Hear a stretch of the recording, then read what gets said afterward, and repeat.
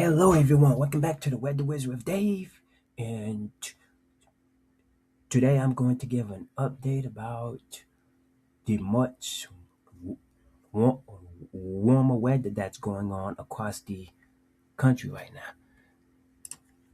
So, looking at the COD forecast models, and if we zoom out to the whole entire country, you will see that much of the Midwest and and and southern states and the southeast is experiencing warmer than average temperatures due to an upper level wedge. So, however, portions of the northeast is still going to deal with the cold air because like the trough is like going curving up here and then and then as soon as it gets up here it starts making its way back down here. So that's why the northeast will be still be experiencing uh, cold air. And also I want to point out too that portions of Texas and Louisiana could get severe weather tomorrow as as we as they have the conditions for it. They have plenty of moisture, plenty of lift, and plenty of vertical wind chill. And so, with having those instability parameters, then there is a chance for for the Houston metro area as well as southern Louisiana could experience severe thunderstorms of like localized damaging winds. Gotta watch out for. So just like just like keep in mind for that. And if we take a look at the Cape values, they are going to be and nothing crazy, but they'll there will be a decent amount of Cape tomorrow afternoon that will help fuel these severe thunderstorms later in the day, Saturday. So if we take a look here, okay, this is Saturday afternoon, so this is tomorrow afternoon. Portions, okay, so this is close to Houston, so Cape values are around 600 joules per kilogram. So, and then if we take a look at the short relative helicity based off the GFS, it'll be around 51 knots. So that's quite a lot of storm relative helicity. So, and the more storm relative helicity you have, then the more then a higher chances severe weather will happen. So yeah, and if we take a look at the precipitation, the convective precipitation, then yep, you can see this supercell predicting here across southeast Texas, and it's eventually going to move into southern Louisiana. And yeah, and if we go to the Storm Prediction Center, you will see that portions of southeast Texas and Louisiana is under a slight risk for severe weather. Yep. Yep. And this is issued by the National Weather Service. Now, in terms of the tornado, the tornado threat is very low.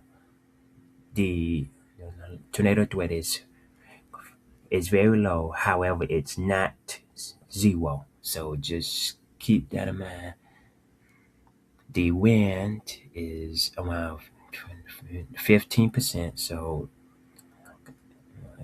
So again, it's a low chance, but there's still a small chance. So you want to make sure to prepare when these storms roll on through. And then the hail, it's also very low at 5%.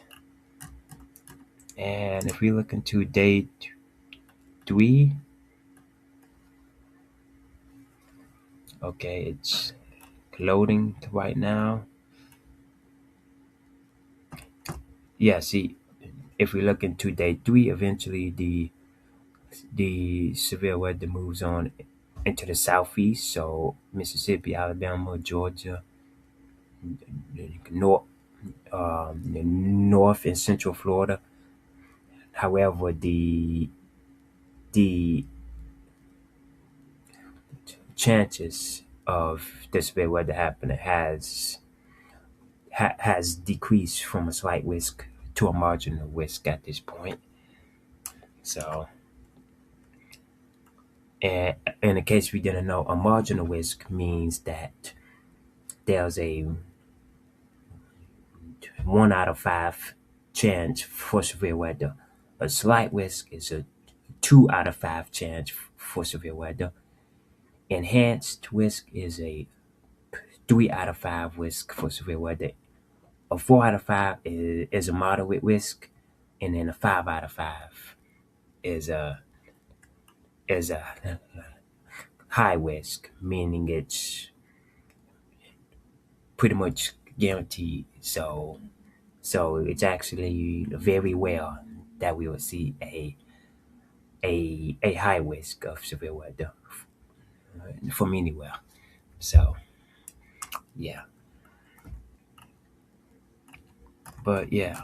With that being said, let's go back to day 2, and here severe thunderstorms are possible from Saturday into Saturday night from parts of Texas into the lower Mississippi Valley. Isolated hail would be possible across parts of Texas during the day, with an increasing threat of damaging winds and a couple of tornadoes expected Saturday night from East Texas into Louisiana and Southwest Mississippi. And this is because a vigorous mid-upper level shortwave trough will move across the southern plains during the day before reaching the lower Mississippi Valley vicinity Saturday night. This system will be accomplished by a strong mid-level jet and a consolidating surface low that is forecast to eventually deepen and reach the the Arkansas, Louisiana, Texas region by the evening on Saturday. And so that's basically the most important information from this day 2 outlook tomorrow.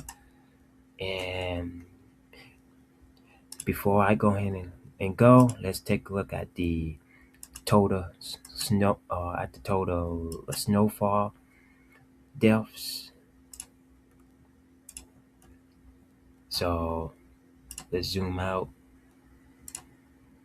So yeah, most of the snow is pretty much gone across the Midwest, and due to these warmer temperatures that the Midwest is going to experience. And let me show you guys the details of how strong this upper level wedge in this shortwave trough is. So into early next week, portions like so into early next week, a place like Chicago could get up to 60 degrees.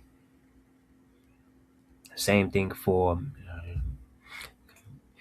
Milwaukee, Iowa, Nebraska, Kansas. It, those places are mainly going to be in the 60s on Monday. And then for this weekend, the highs are going to be in the 50s for uh, for those places. I think Kansas and Oklahoma is going to be in the 60s this weekend, into all next week as well. But very warm airs on the way. So if you're not a big fan of winter, this is the forecast for you across the Midwest. So yeah, and so yeah, that's pretty much what all we have. And so the total snowfall depth, we only have lots of snowfall across the Northeast, and that's because the cold air is still gonna stick around across the Northeast since since the shortwave trough will deepen and make a curve across the Northeast region. So that's basically what's happening there. So yeah, that's basically what all I have. Please be sure to like and subscribe, and make sure to always pay attention to your local weather updates. And until next time, the Weather Wizard with Dave is out.